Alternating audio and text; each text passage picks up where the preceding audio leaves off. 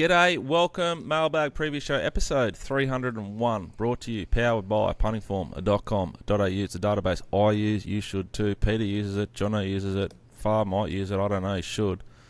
And I think Butch is still using the old the newspaper out the back of the newspaper sort of stuff, not sure. This week's episode is going to kick off with a 5-man panel. Butch will drop away as he gets back out to the Magic Millions, Broodmares, Weanling, Yearling. We're not sure where it's at to now, but it's some type of sale, and Butch is up there being part of that. We'll kick off with you, David, while we got you. What's news? How you been? And what's been triggering you lately? God, should have left the last one off. G'day, everyone. So I've been up here at the coast for the sales series, the big mid-season sale. Started with Weanlings, rolled into mares, race mares off the track, high-profile mares, and then the yearlings start the end of this week. So yesterday and today have been mental health days for me, which is good. Oh, yeah, what do they involve? Glad you asked, Jack. Yeah, a little bit of a stroll down the beach, coffee, chat to a couple of the locals, just to get a bit of a temperature check on what's going on in the side streets. And then we roll into a bit of lunch and then an afternoon nap. Really? You're starting to nap in the arvos, have you? I am at the moment, yeah, because I'm keeping weird hours up here. So I just find I hit the ground running very early in the morning, and then by the mid-afternoon I'm starting to get a bit tired. Yep. Have you run into any industry participants whilst you've been up there? Any stories? Yes, all the time. Yes. The people that I bump into. I had a brief chat this morning on the broad walk with Nick Ryan. Actually, Nick's up here with man. Great man. He's up here with something that beat Asfura in a trial. What's its name? Winner's Edge. Winner's Edge. Good on you. He far knew that one. And he sounded very upbeat about it. But I don't think I've ever... Nick rode for me back in the day, and I don't think I've ever had a conversation where he wasn't upbeat. So I don't know whether we can take that as, anything special. But anyway, yes, I do bump into a lot of people. Well, so what we'll do is we'll start off, begin on the Weanling sale. Very competitive up the top end, all the flash sires. Bit of competition there. The Kiwis were strong. Jono, your men came over. They were like the Trojan horse. The gate came down and out they came. And they surrounded all the big boys in Australia and knocked a few of them off, by the way. So they were strong. A few of them copped a belting last year but came back even stronger. So you're pretty tough over your way. And just while I'm on it, just very quickly, but got to touch on it. We're all thinking about Windsor Park star Roddy Schick, terrible accident over there, and can't brush over that. Really terrible thing that happened to them and the family, and we send our best wishes to them. Anyway, back to the Weanling sale. But it's quite interesting these days, the clambering to get your name on a sheet as a buyer, Just these days, is it? Oh, it's getting momentum. I see there was 4 of them squeeze their name on a sheet the other day for one horse. So maybe they got a leg each, I'm not sure.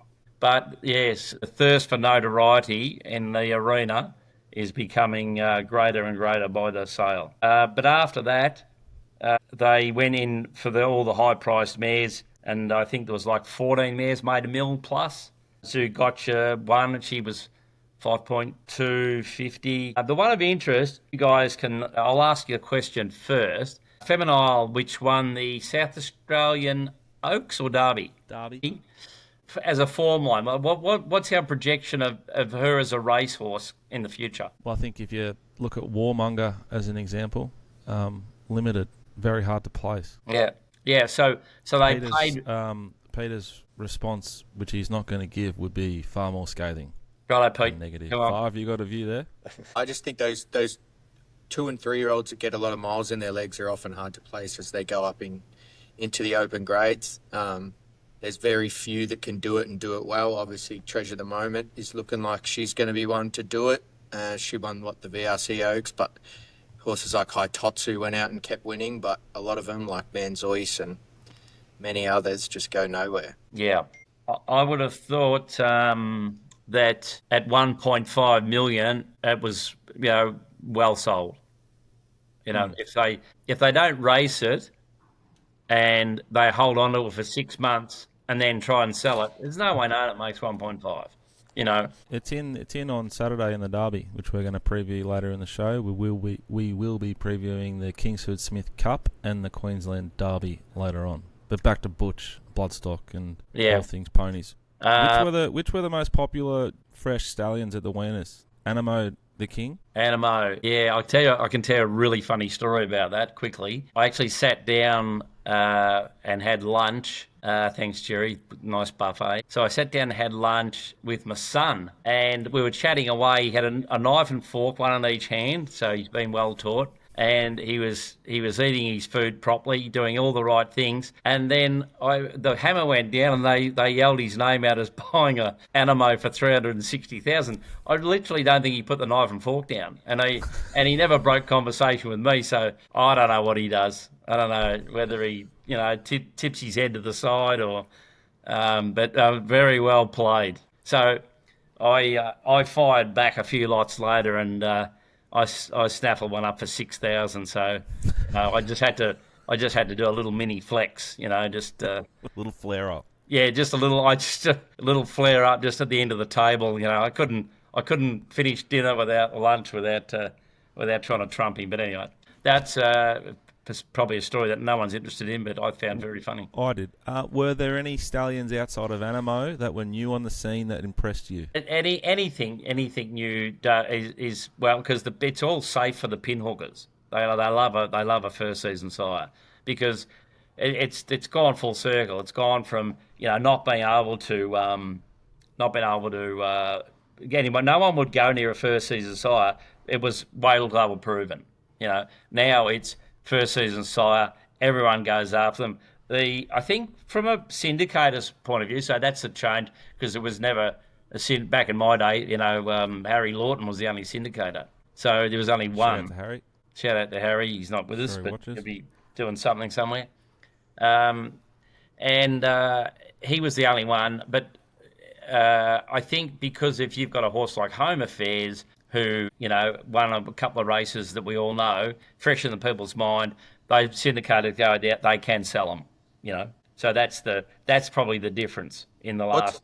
What's your personal opinion on the Home Affairs, Butch? I don't like a big heavy horse. That's They're only massive, me. Aren't they? That's what I was going to say. Well, when I went out to the farms this year, they look so heavy. Like it looks like, especially the colts, it looks like they're just going to carry too much weight. Well, they're big boy. Yeah, no, I've always said 16-1 problems, 15-3 last forever. So a bit like yourself. You'll be still smacking people around when you're about my age. That's the plan. Yeah, biting them on the knees or something. You'll be doing something to win. But but that doesn't. Big and heavy usually means can mean sprinter. Because, you guys won't remember, but like, say, Manicato was like a tank. He was consummate. He was just Black Caviar. Black Caviar was a unit, So, that's the Artorias. He's a first season sire, Jack. They were popular. I've got my list now in front of me. I can read it. Athletic little things, yeah. Yeah, athletic little thing. Well, Flying Arties were, and Artie Schiller, then again, going back another step, they were very athletic horses, Best of Bordeaux, I actually had a crack at one of those, but there was too many other people that liked it more than me. But Best of Bordeaux, good on speed sort of horse. Yep. There's no reason why he couldn't make a fist of it. Castelvecchio's had a good 6 months, so they were popular. If you happen to breed one and, thinking, where am I going 6 months ago? Well, all of a sudden now everyone wants them, So that's always a good thing. I am pleasantly surprised from Sydney to here, very small sample size. So when I say this, the best yearlings are going to be Easter and January Magic Millions. But what I've seen, that some of the Hototsus have actually been nice horses. Okay. And they've been very nice horses. So credit where it's due. I would have had a biased view of him coming into a sales situation. but some really nice horses by Hitotsu. So he's as good a chance as any, I suppose, with the new crop. State of Rest wasn't. I can't sample size too small. Can't do that to myself. Can't. Yeah. Well, we can't forget the time that they never took the Cox plate off him, can we? Unbelievable. Hmm. One of the Mate, worst 3 afternoons of my life. continent Group 1 winner, Dicko. Show some It respect. should be a 2 continent Group 1 winner. That's But my it's point. not. But you're paying for 3, and it was probably only 2. This is a very good horse. If you're lucky enough to breed to 2 darn hot and selling one of them, they were all over them like a cheap suit as well. So, The Anamoes, what's your view? Are you stamping them? Are you wait and Yeah. see, or are you penning them? Anamoes have got a little bit of they've got a little bit of the Lonro. So you think's about them. The Anamoes, from what I've seen, they've got good length, good girth, good movers. Yeah. Good temperament. Sounds like Jono. Good. Jono's temperament doesn't always hold up, but no, and can I just say I've seen a foal sale in Sydney and a foal sale on the Gold Coast. So let's just sit back and wait for all that to happen. Your best this weekend, Butch, is Charterhouse in the benchmark 100 over the mile at Yep. Caulfield. A bit of a dot ball run first up behind War Machine. Blinkers on, inside draw. What else do you like about it? Yeah, I would say that it's those older horses. They can have it. They can just jog around. If you get them out of the contest, or they get out of the contest themselves just through race pattern, it's very hard to switch them on. And I would say he's loafed out the back there. He's ticked over. Bit of jockey feedback, a little bit of thinking from the great man himself, Kieran Maher. Bang, the blinkers go on. Second up, drawn the inside, take 3 off. He could get himself really engaged without knowing it, this horse, $35. Yeah, Big price. $35. Yeah. Anyone that follows this will sort of work out in the finish that any time I'm tipping a horse, it's going to be those odds. So I only have to get one winner a month, don't I, at those Well, odds? we just want you to get a winner. That'd be a good start. Yes, thanks, Jack. Yeah. Yeah. No, That'd that's be a really nice start. great feedback. No, I'll take that on board. Anyway, that's the sale, which is currently still on. Yearlings to go. There's 300 or 400 of them. There's a lot of left over. Some of them not by design. Some of these yearlings get crook early doors and they rerun them back through again. We picked up our Maurice, which ended up being Mr. Tadashi from this sale, 2 or 3 years ago, and he was enormous on Sunday at Ballarat. Held up deluxe, missed the start, but a significant PB for Mr. Tadashi. He's on track, the big, thick boy by Maurice. They tell me he's got a great love for the kangaroo. Yeah. Yeah. They see a herd of kangaroos go up a hill at Euroa, and he's amongst them. It's just very hard to pick him out too sometimes, as he does bear a strong resemblance to a kangaroo. No, what I mean by that is owners don't take offence. He's got an unusual action, hasn't he, when he's with his head carriage, and he just blends in up in Euroa anyway. He suits us. He's nice and rare. Yeah. All right, Butch, that'll do you. Thanks. Yep. Good wrap of the Magics. Hopefully get you back on to recap the yearlings as they've gone through over the weekend and early next week. Anamoe, tick. Artorias, Best of Bordeaux, and Hitotsu, tick, tick, tick. Femeline made massive overs, and that's about it for now. God bless Okay, you. toodaloo. Bye for now, and have a great afternoon, and think of me while I'm at lunch eating some seafood. All right, that was Butch. We head on now towards Caulfield. No, we don't. We're not going to do Caulfield. We're going to do mainly Eagle Farm for the 2 Group 1s. Before we do If you want Caulfield, check the sheet. Yeah, buy the product. Buy the product. I'll hold your hand for all 9 races at Caulfield. Rail at 8 metres, very tactical. Before we get into the racing though, Fi, could you just talk me through, and more so the listeners and my mates who watch the show, what happened yesterday? Oh, mate, what a great introduction to sport. So, I always, I would try and give everyone this treatment, not necessarily someone who's just a, world champion superstar like Israel Adesanya, but if someone's going to the races for the first time, you want them to get the bug a little bit. You want them to see it how, people probably listening to this and how you and I see it. So I got a call from a bloke named Ash. He's in a horse with me, and he's Vulcan Adesanya's manager. And he said, "Oh, Izzy was training last night, and I've got one running at Canterbury, so I'm going to pick him up. He wants to come to the races." And I've just thought, imagine going to the races at Canterbury on a Wednesday midweek race and just seeing Israel Adesanya there. So I just put out the feelers to the group chat, said, "Boys, Izzy's going to Canterbury. I obviously have not done the form for Canterbury. Anyone got any tips?" Big Dicko comes up and goes, "Race 1, number 1. And I have a look, I go, it's 34-1. So I FaceTimed them. They were in the car. I said, "Boys, back to 1 in the first tip. My guys tipped it."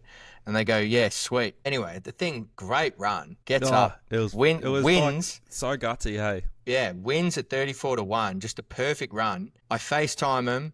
Izzy's there with the owners. He's told the owners that he's all backed it. They're on FaceTime with me. Izzy's had a whack on it. His manager's had a whack on it. Everyone's had a good day.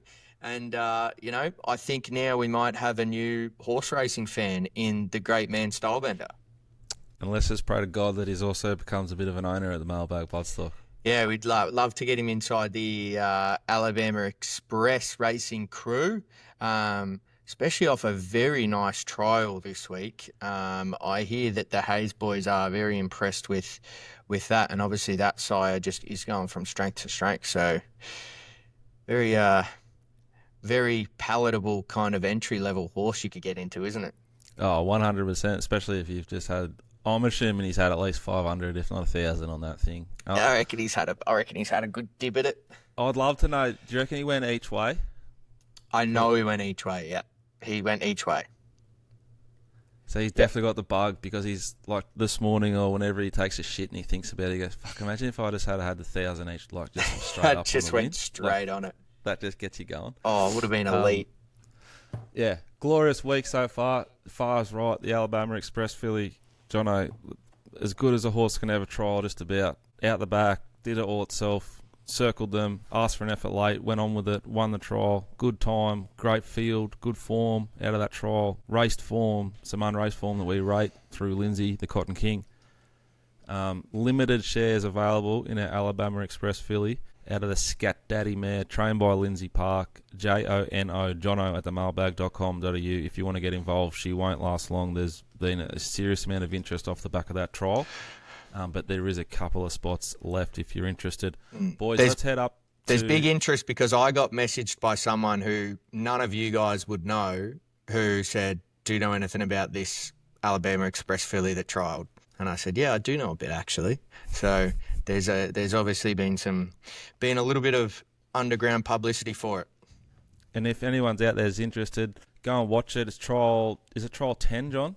The Tuesday trials at Pakenham. And if you're bored, watch trial 9, because that horse will be very hard to beat Wednesday at Sandown. Marshall music. Let's go, boys. Eagle Farm, Kingsford Smith Cup. Here is my speed map, my best guess at it. I thought it was a really, really tricky race to map, Peter. What does Zara do on Giga Kick from 9? What does Colette do, Golden Mile from real wide? How much intense Blake Shin got on Rise at Dawn? You'd almost assume none off the freshen up, but then it's Blake Shin, so I don't know. And then we've got J-Mac, Joliestar, Favourite, Barrier 11. I've sort of put it out wide left up to J-Mac. Any thoughts speed map wise, Peter? I didn't think there was a heap of speed. Look, I think Rise of Dawn is basically there to start with, probably gets crossed by Zarastro eventually. But then you've got some horses like Private Eye in 3 trials. 2 of them, Nash just basically got him out of the gate, showed some intent, and then just stopped. So I suspect that will be the game plan to try and get him in the first 4. But then, like, Bussato, I think, is just going to take a sit. Those horses you mentioned drawn wide, I think Golden Mile's going back based on what I saw in the little freshen up trial. Joliestar, Giga Kick, I think they'll just take their time and settle back and just let it all unfold. I don't think there's a heap of speed here, I'll put it that way. Far, any views on this race, the Kingsford Smith Cup? It's a tricky enough race, but it's a talented field. Yeah, look, I had 2. One starts with a question, which would just be, how did that huge Busasto win last time out? How did that rate, Dicko? Like, it was a big rating. It's confused me big time, because it's a horse that I don't really rate, but when when the machine spits out the numbers, You got to it's respect sort of it. saying, hey, you need to respect this horse, and it's really confused me. Along with then I sort of pivoted to like I'm going to get rid of Private Eye, and then obviously about 2 hours ago, the king of the teabag, Pistol Pete, who's teabagged me on 2 consecutive weeks of this show, basically tipping the horse I said couldn't win, and it's won both times. Tipped Private Eye, which he's about to get to later on. So I found the race difficult. What was your next question? Well, no, that was just the one question. That means that, so as far as playing into the race, Giga Kick's huge second up. I like the setup here. It seems like this has always been the target in the campaign, whereas Joliestar seems to have had like a light on autumn campaign, and it's been a little bit stop-start. And I think, Giga Kick's there to really win this one and get some more prize money in the bank. So I'm going to have a bet on Giga Kick, and then considering that the numbers were so big for Basustio, if we don't want to miss that in case it wasn't a fluke and that horse, the pennies dropped with it. So I'm going to save on Bususto. Jonathan, any thoughts here, mate? Yeah, I was pretty impressed with Giga Kick first up. I thought he'd run well here, second up over the 13. The other one I was interested in at sort of just over double figure odds, Komochi, the 11. Hasn't had much luck at all this preparation. Was wide throughout its last couple. Pulled up a little bit lame as well last start in the all age rather. Has since won a trial, and I thought from barrier 3 would get a nice run on speed. I thought it was the map horse, Peter, and probably where I would have headed if you hadn't gone like with the horse that I was sort of making percentage out of being against in Private Eye. I just think it's going to get the absolute PR. Willow's been up there for like a month. He slaughtered a couple yesterday. If you're a local, you'd be starting to get off him, and then he might win both these Group 1s on Saturday. Craig Williams, racing's greatest human. I'm absolutely fence sitting on this race. Peter, what are you doing? The first thing we haven't talked about, and I'll just bring it up because I did check the weather forecast, because that's probably the most important thing in racing at the moment. Saturday at Eagle Farm, up to 25 mils of rain forecast, with at least 3 coming in Friday night. So the track is already going to be wet, and it's probably only going to get wetter. So I'm just immediately looking at heavy form.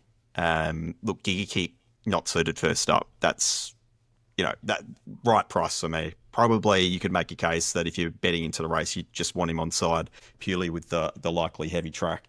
Joliestar's never seen heavy, but is a Zoo Star mare. So you're sort of looking at that going, well, she probably gets it, but really is untested, and I don't really want to be laying her. But, in the end, I had her around a 380 mark, so I'm not exactly gravitating towards her. And I kind of agree with everything Far said. Like, looking at her preparation, is she going to be peaking here? Probably not. And she had that one little trial where she was just sort of snicked and just had a run around, and it was just more inconclusive than anything for me. AMAC back-on's obviously a tick, and she's got the SP profile, but again, you're looking around her at the current 290 or so. I think Benedetta's the real weak spot in the market at the moment. 750 for me, I can't get her shorter than 20 to 1, to be honest. So, I agree with everything you guys said about Bususto, just like that enormous performance last start on a truly heavy track. But I'm looking at all of his figures, and I know he's a 3-year-old colt, but I don't know if he's got that next sort of bullet to fire versus a few of these other ones. Like his peak ceiling, we probably haven't seen it based on that first up run. But when you go to pen him, and then you look at the forecast, and then you look at him on heavy tracks, he's unpennable. Yeah. When what you're saying is what I'm saying. My gut's telling me to get rid of this horse, but I wouldn't be then getting I look rid at of it him more and more, and I go, I can't. Yeah, I've got him 650, so he's one I've got priced as, I'm having him on side with Giga Kick as like a saving play, and then the horse that I had as a bet was Private Eye. 3 trials, all of them dead quiet, all without blinkers. Nash just hooked him in one, and then the other 2 just got him out of the gates and then just sat him 4-5 wide and just let him just like drift back through the field and just let him brush home. So I absolutely did no work in any of those. You go back through his first up record, 2 preparations ago, he was first up against Imperatriz down the straight over 1,000 metres and was just nailed on the line when he led. And then last preparation, really, it wasn't a great run, but, I don't think that preparation necessarily saw the best of him until he got to a wet track later on. His heavy figures are good, like really good. The last time he saw a heavy 10 was in that heavy 15 race where he led against Magic Time, and, a lot of them just didn't handle it. that race meeting was abandoned. So I'm not discounting his ability to actually go really well here in the wet. I think he'll settle prominently. So current $9 or so. I've got him marked $5.70. I'll have a bet there. Something Basosto and Giga Kick. I'll wait and see what the market does like with Giga Kick, but I'm inclined to suggest that we might even get a little bit better than the $5 at the moment. So And that's my obviously play. we're not big weights guys, but like these two champion horses are giving them 2 kilos. Yeah. And I mean, like you look through their ratings and they're all double figure punting form numbers. They're all, like they are just beasts. Great race. I found it too hard. Peter's with Private Eye. Let's head to, I'd say, the hardest race we've looked at since we've fired up the previous show this time back. It is this year's edition of the Mailbag Bloodstock Queensland Derby. It's over 2,400 metres. It is a Group 1 for the 3-year-olds. There are currently 23 horses in the field. 18 will start. The emergency start at Eclair Encore, and the Muffin Man is the second emergency. It's a fat field and a chaotic shit fight of a map. I think the safe map horses are Staturio, who was very good and unlucky in the SA Derby. Party Crasher, provided the fence isn't cast, gets a nice run. The rest of them, you are hoping a little bit, I think. Who wants to kick us off here for the Derby? So I got two separate opinions, and they are very contrasting with each other. One is that coming into derbies and Oaks, these long kind of 3-year-old races, I like to see horses that have been gradually brought up. I don't like to see 2,500, 2,000, 2,500, too much kilometres in the legs, and then they get to a Group 1 tempo and it's just too much. You know, they just don't have that pace to go with it. So on that, I really like Party Crasher. It's just been brought up slowly, up and up and up, as you were talking about. Its last run, 22.50. It won. Obviously, it's just a benchmark 66, so it's got to step up, but it's absolutely in there. Then I look at it the other way, and after hearing Pete just talk about how it's going to be an absolute bog track, my brain tells me to go the other way, and you need something that has K's in the legs and he's going to be able to get through it. So I'm kind of very great up. I'm betting against myself there, and I don't mind Scintillate there. Billy Egan, any old price, you can back it each way. Thought King of Thunder maybe, but what tricky gate. But a big field, so who knows? Mark Zara could do the job. No firm opinion here. I love the Muffin Man. I want to follow my money. It was like horrific what happened to it at Caulfield last start. It was a huge number, but it's unlikely to get a run unless something scratches. But then the wet track, it might get a run, but it's completely unknown, and it's had one start on a heavy track and failed. That was at Pakenham, the Bermuda Triangle of Form, as in a maiden over 1,400. So this is a very different setup, and it's not the Bermuda Triangle. That's another one, like Charlotte Littlefield, just such an astute trainer, and just build, bang. Here, if it gets a run, it could just fire up. Yeah, I agree. I really like it, but I do think that it needs to get a run. Will it get a run? I don't know. A horse that interests me a little bit is the 10, but I just don't know where the hell it's going to get to in run. That's Maison Louis. It's got that sort of profile that it's improving. I think it got through the ground okay last start, but its ratings aren't good enough. The horse I really like's the one that Far talked about, Party Crasher. I love the profile. I love the setup. The question mark on it, Peter, is the tempos it's coming out of aren't real. They're disgracefully slow, but the sectionals home are as good as you could expect to do off that tempo, and I think you're at a price point with a beautiful map that you can trust it and get started betting into this race. It's going to get a beautiful, beautiful run from an inside draw. Craig Williams goes on. There's 2 or 3 horses backed up out of the race at one at Morphettville the other day, Far, and where it was $1.60 and $1.35. Lakes Folly came out and won well last week, but again, Peter's off a very, very slow tempo. It'll be pretty impressive if he pulls this off, Hickmont. He's our man now. He's training Pantoja for us, Cruise Missile, Princess on Palm, Rashiri. This horse was nominated, accepted in a race at Flemington the same day he went to Morphettville. He's gone the softer option to get his horse here fresher and stronger, and it looks like he's pulled it off because he's drawn perfect, and I like it. The sheets like it, Pete, and I think it's a big winning chance. If you like Muffin Man, which I do, I'll be, if it runs, I'll be having something on it and Rogan. the main bet is Party Crusher, and I'm hoping and praying that Politely Done just drifts out to sort of $40-50 late, and I'll have something on, because I think it is talented. I don't know about it on the ground, and it's got an awful map. Real mental health stuff there with Politely Done.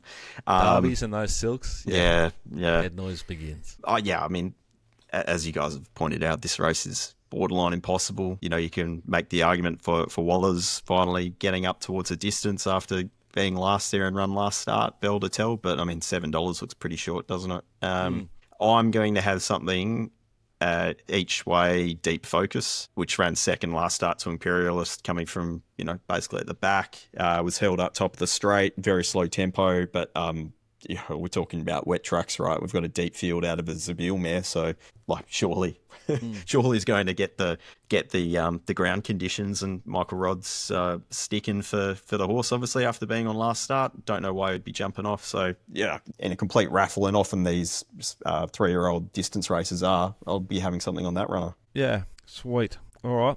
That's the Queensland Derby. If you weren't confused before we did it, you are now. Good luck, however you decide to bet it.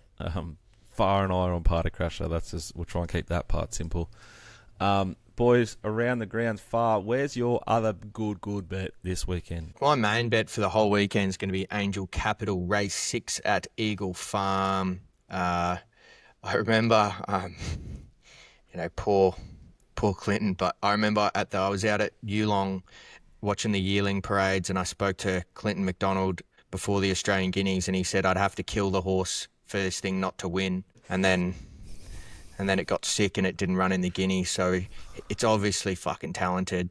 Gone to Waller, had some time in his system, adjusted to the way he does things. I think it's going to come out and go bang in this field. John, what do you like this thing at Tarapa? At Dusty Road at race 6, number 1. It's had 2 starts back this prep, both been on sort of firmer ground, been very, very good in both. First up was behind Super Photon, who came over, did fail there at Flemington or Caulfield.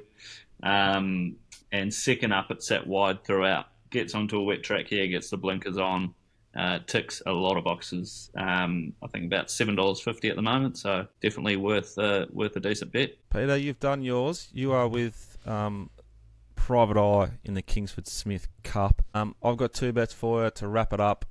Edna Morphettville, race 6, the 11, Deep Float Diva.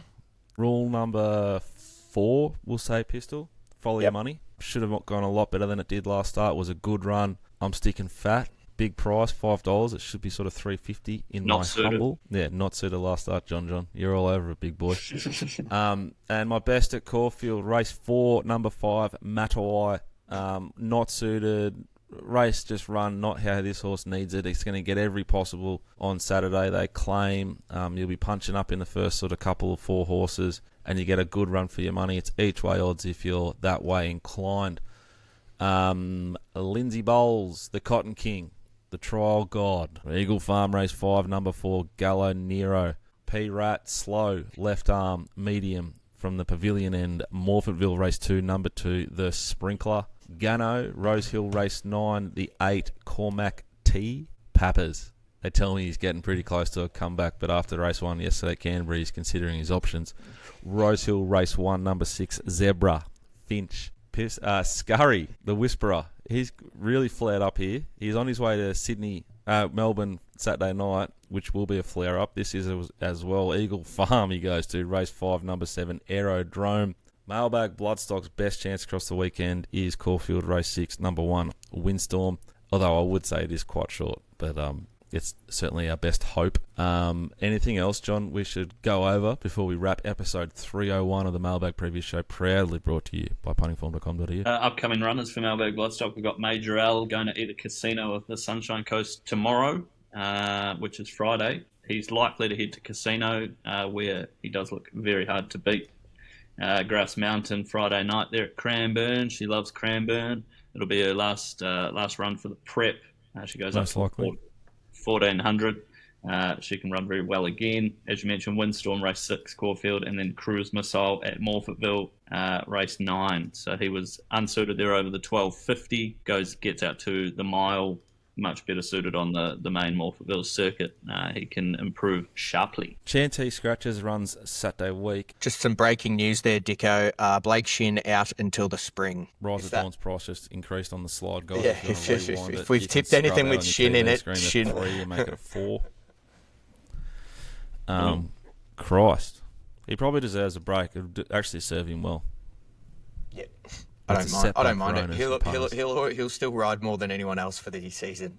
100%. What about your man, D Lane? Is he permanently over there? Mate, I spoke to him the other day. I was trying to get him to do something for me, and it's like I'm in Japan and he's just riding winners for fun over there. Just like whatever.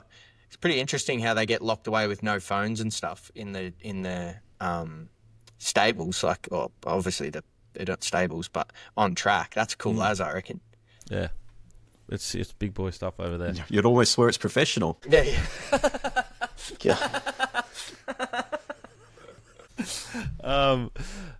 Back onto Mailbag Bloodstock.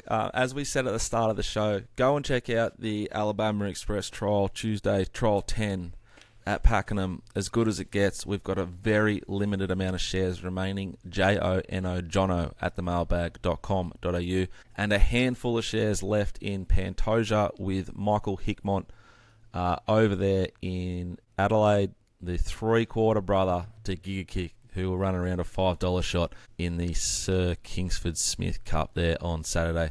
Gamble responsibly. Be nice to everyone. Behave yourselves as much as you need to. Hope you enjoyed the Origin last night. What just a annihilation. It's going to get worse for you Queenslanders game 2. I can feel it. They were very grim. It was so enjoyable. Have a phenomenal weekend. Chances are you're about to lose. That is, of course, unless you head to themailbag.com.au. Peter's got Mounting Yard Mail all day from Caulfield. 9 races plus grouse stuff over there in Perth. I'm guessing, Peter, at Belmont. No, it's Pinjarra still, because Belmont track has got a couple of scientists going over it with a fine-tooth comb, trying to use their deflectometer. I'm not even joking. Apparently that's something they're using, which I joke basically means, hey, look over there. What's that? The track's not working. Oh, that's fine. We'll go race at Pinjarra. 40 mils of rain forecast at Pinjarra for Friday, so it'll be heavy. So I'm taking my time with that one. Yeah, but we had a good day yesterday. We got 2 winners for Uncle Bob. One over-halved in price and started favourite, and then Love and War got up as well, so that was good. Rob Scurry, Eyes on Ponies. They whisper to him over the fence. He puts it into his phone. He sends it to you. 10 of the best probably from Rose Hill. That's themailbag.com.au. Have a great weekend. And seriously, if gambling is a problem for you, visit the website, ring the number, do the right thing, and look after yourself. Bye for now.